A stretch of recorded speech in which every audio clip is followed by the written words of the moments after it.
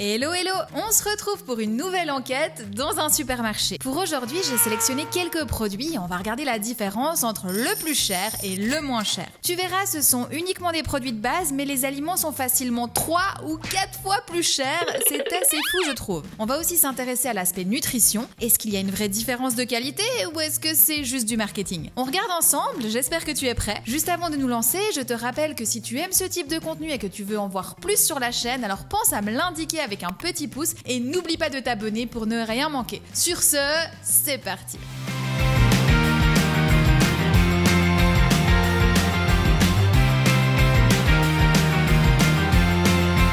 La team, on va pouvoir commencer notre comparatif produit le plus cher vs le moins cher et on entame notre comparaison avec du chocolat. Donc ici j'ai le chocolat le plus cher, donc c'est le chocolat Villars, il est à 3,15 € les 100 grammes et on va faire un match contre le chocolat le moins cher que j'ai trouvé et celui-ci il était à 0,79 centimes les 100 grammes. Est-ce que cette différence de prix est justifiée? C'est ce qu'on va regarder. Donc premier point d'attention, l'esthétique. Je trouve effectivement que le produit le plus cher est un petit peu plus joli. On a des dessins qui sont un petit peu plus fins, un petit peu plus recherchés, un petit peu plus colorés. Maintenant, on va voir au niveau des carrés de chocolat à quoi ils ressemblent. On ouvre tout ça.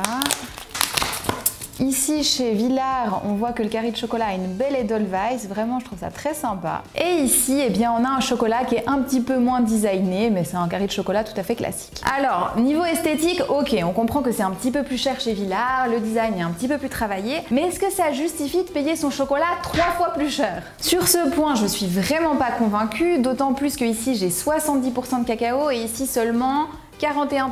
Ça s'explique parce que là j'ai un chocolat qui est lait et noir et pas noir. J'ai sélectionné celui-ci pour la vidéo tout simplement parce que le chocolat noir 70% de chez Villars, je le connais très bien et qu'il était exactement le même prix, donc je voulais goûter un nouveau, c'était l'occasion. Donc maintenant la grande question c'est est-ce que le goût justifie de payer son chocolat 3 fois plus cher? Je commence par notre chocolat noir le moins cher, donc je vais pouvoir te dire par rapport au chocolat Villars que je connais bien s'il est meilleur ou pas.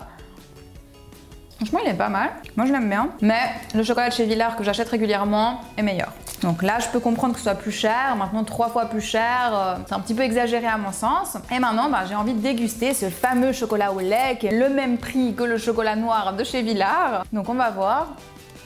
Bon, le chocolat au lait, c'est quand même très différent. Hein. Je sens absolument pas le goût du chocolat noir. Là, je le trouve très sucré. Et là, si je compare ce chocolat au lait noir de chez Villars qui est vendu le même prix que le chocolat noir 70% de chez Villars, je comprends pas que je paye le même prix parce que c'est pas pareil. En conclusion, sur le prix, écoute, ce chocolat noir, les créations, il fait tout à fait le job. Si t'as envie d'un chocolat qui est un petit peu plus fin, eh bien pourquoi pas investir de temps en temps dans le chocolat Villars. Effectivement, il est extrêmement bon. Maintenant, le chocolat au lait de chez Villars vendu au même prix que le chocolat noir, là, je te dis plutôt non. Parce que clairement, t'as moins de cacao dedans et le cacao, c'est plus cher que le sucre et que le lait, donc ça ne se justifie pas. Bon, c'est bien joli ce comparatif, mais là, je me retrouve avec 200 grammes de chocolat dans les mains et j'ai déjà plein de chocolat noir dans mes placards. Donc je me dis que ça pourrait être sympa de réaliser une petite recette ensemble aujourd'hui. Et qu'est-ce que tu penses de faire des madeleines au chocolat? Je commence par mélanger du beurre avec du sucre, j'ajoute du sel, un œuf, je mélange bien. Et puis dans un autre récipient, je viens mélanger de la poudre à lever à de la farine. J'ajoute à la première préparation et je mélange bien le tout. Je viens également zester une demi-orange sur le dessus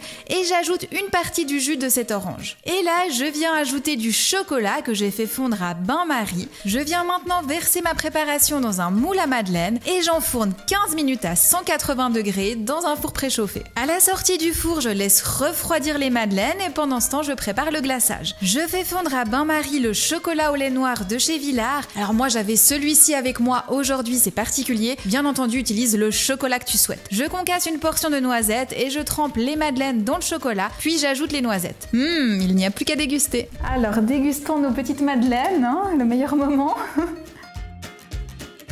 C'est super bon. On sent vraiment bien le goût du chocolat. Si t'as une envie intense de chocolat, c'est vraiment top. On sent une petite pointe d'orange. Moi j'aime bien. Ça relève le goût du chocolat. La petite coque glaçage avec le chocolat au lait, franchement c'est top. Je valide. D'ailleurs je te mettrai la recette sur le blog si tu souhaites la reproduire. Pour la prochaine comparaison, je me suis dit qu'on allait réaliser un plat de pâtes puisque les prochains produits à comparer ce sont pâtes, sauce tomate et fromage. Donc autant faire une recette. Pour les pâtes, j'ai trouvé des panzani. Ce sont des pâtes fraîches et elles sont sont 4,30 € le kilo. Donc c'est la version la plus chère. Et ensuite, côté moins cher, on a la marque du distributeur. Donc là, c'est des Fiorini. Donc ça, c'est le nom de la marque. Après, c'est des spaghettis. Là, j'ai payé 1,60 € le kilo. Et de nouveau, la marque est 3 fois plus chère. Donc est-ce que ça vaut le coup? Allons cuire nos petites pâtes. On a les pâtes, alors il est temps de nous attaquer à notre sauce tomate. Je voulais t'en parler un petit peu juste avant. Donc on a d'un côté la marque du magasin. Donc là c'est une sauce provençale aux légumes. Le prix est de 3,26 € le kilo. Et de l'autre côté on a la marque italienne. Ça s'appelle la Conserve della Nonna. Alors c'est quand même 4 fois plus cher, hein. C'est 14,52 € le kilo. Donc ça fait une sacrée différence par rapport à ce produit. Mais ce qui me plaisait beaucoup, c'est que dans la composition ici tu n'as pas de sucre. Et là tu as du sucre et non, on n'a pas besoin d'avoir du sucre dans une sauce tomate. La preuve, les Italiens, les rois de la pasta ne mettent pas de sucre dans la sauce tomate. Allez, on se prépare ça.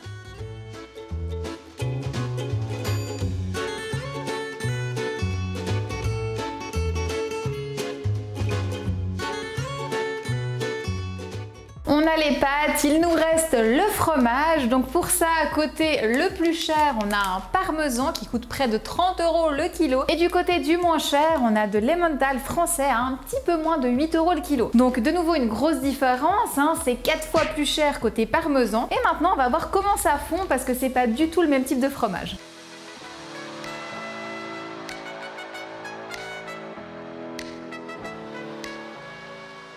Bon, il est temps de déguster. Alors, nos pâtes de luxe, quel goût elles ont? Franchement, c'est très bon. La sauce, la pâte, le fromage, tout est bon. Par contre, le fromage ne fond pas. Moi, je pensais que le parmesan, il fondait un peu plus comme le gruyère, mais pas du tout. Des deux côtés, le fromage n'a pas fondu. Maintenant, on va goûter nos pâtes moins chères. On va voir qu'est-ce que ça vaut. Moi j'aime bien aussi, hein. Alors c'est pas la même sorte de pâte, forcément on a un spaghetti qui est très fin. Donc ça c'est un peu les goûts et les couleurs, hein, au niveau de la structure de la pâte. La sauce est bonne, le basilic ajoute beaucoup, je sens beaucoup plus que j'ai mis une feuille de basilic dans cette sauce là que dans l'autre. Alors peut-être qu'il y en avait déjà un peu plus dans l'autre, qu'elle était mieux aromatisée, je sais pas. Alors j'ai une petite préférence pour les pâtes de luxe, mais franchement les deux vont très bien. Maintenant qu'on a bien mangé, petit point diplomatique. L'emmental, c'est originaire de Suisse, et oui, son nom vient d'une rivière située au centre du pays qui s'appelle l'Emmet. L'emmental suisse est protégé par une AOP, donc même si c'est le fromage le plus consommé en France, eh bien à la base c'est un fromage suisse. Voilà, c'était une petite parenthèse mais nécessaire parce que t'imagines une Suissesse qui parle de l'emmental français, eh bien j'aurais sûrement reçu des menaces du lobby des fromages suisses. Dernier comparatif, j'ai choisi des boissons végétales. Donc d'un côté nous avons une boisson de soja vanillée de la marque Bjorg, c'est la version la plus chère, donc là c'est 2,69 €. Et de l'autre côté, eh bien, nous avons une boisson végétale à base de soja nature qui nous vient de la marque du magasin. Et là, c'est 88 centimes le litre. Ici, on a deux produits bio, donc la différence se situe principalement au niveau de la marque et du packaging. Du côté de la marque, quand j'étais en magasin, ce que j'ai remarqué, c'est qu'il y avait des berlingots plus petits et qu'il faut faire très attention parce que quand on regarde le prix affiché, on se dit « Ah, les plus petits berlingots, c'est sympa et c'est moins cher », mais ce n'est pas moins cher. En réalité, c'est 30% plus cher. Il faut pas oublier de comparer le prix au litre. Et si tu prends la marque du magasin, et bien là tu économises quand même beaucoup d'argent puisque c'est 4 fois moins cher. Et si on compare, ben, le produit le plus cher il est vanillé, donc c'est un peu plus sucré que le produit nature, ce qui est plus intéressant pour la santé. Maintenant je te propose de déguster ces deux produits et pour ça quoi de mieux qu'une petite boisson. J'ai disposé un petit peu de mangue mixée au fond des verres, j'ajoute quelques glaçons, le lait à tester dans chacun des verres et du matcha. Bon, ces deux boissons, elles sont juste trop belles. Maintenant, testons. Alors c'est très doux, on sent vraiment le goût de la vanille. Là, ça prend carrément un peu le dessus sur le matcha, mais il y a aussi la mangue qui se mélange, donc bon. Très sucré, mais pas mal. De l'autre côté, c'est doux, mais moins et juste ce qu'il faut, du coup on sent bien le matcha. Donc je trouve vraiment que le lait vanillé il prend le dessus sur le matcha et que c'est dommage. On n'a pas besoin de rajouter du sucre dans ce type de boisson, surtout qu'il y a la mangue qui vient sucrée. Donc clairement je préfère avec ce lait là qui est plus neutre. Et sinon la recette franchement elle est top, je te la mets sur le blog bien entendu. La team, on a pu voir aujourd'hui que pour des produits identiques ou très proches, on peut retrouver des différences de prix importantes. Les facteurs qui expliquent ces différences, alors il y a le côté bio ou pas bio d'un produit, il y a la provenance, provenance, les appellations contrôlées. On avait aussi les marques, ça on l'a vu à chaque étape, qu'on payait toujours plus cher la marque, c'était encore plus présent sur le chocolat. Mais aussi la taille des emballages, ça c'était l'exemple Björg avec les petits berlingots vanillés où ça paraissait moins cher, alors que si on regardait le prix au litre, eh bien c'était plus cher. On a aussi toute la dimension marketing, les marques vont chercher à te convaincre de mettre plus d'argent dans leurs produits. On avait l'exemple du chocolat avec le packaging beaucoup plus travaillé. Alors est-ce que ça justifie de mettre 4 fois plus d'argent dans leurs produits? Je sais pas, à toi d'en tirer tes propres conclusions. Pour ce qui est de la provenance, du bio et des appellations contrôlées, alors là c'est un choix à faire en tant que consommateur de soutenir une région, un mode de production durable et respectueux de l'environnement. Et voilà, j'espère que ce comparatif t'a plu. Si maintenant tu souhaites aller plus loin dans une démarche de santé, de bien-être avec des recettes gourmandes comme on l'a fait aujourd'hui, je te rappelle qu'il y a les programmes Noémie Nutrition qui sont là pour t'accompagner dans tes objectifs. Tu trouveras tous les détails nécessaires dans la boutique, je te mets le lien juste ici. Et je te rappelle qu'en ce moment avec le code Noémie15, tu as 15% de réduction sur ton premier panier d'achat. Avant de te quitter, je te rappelle que si cette vidéo t'a plu, tu peux la liker, pense aussi à t'abonner à la chaîne si c'est pas encore fait pour ne rien manquer. Tu peux aussi rejoindre le groupe Facebook Ma Vie de Cricket pour toujours plus d'échanges au quotidien. Je te mets également la liste de tous mes réseaux juste ici, n'hésite pas à venir faire un tour et moi je te dis à tout bientôt dans une prochaine vidéo. Allez, ciao!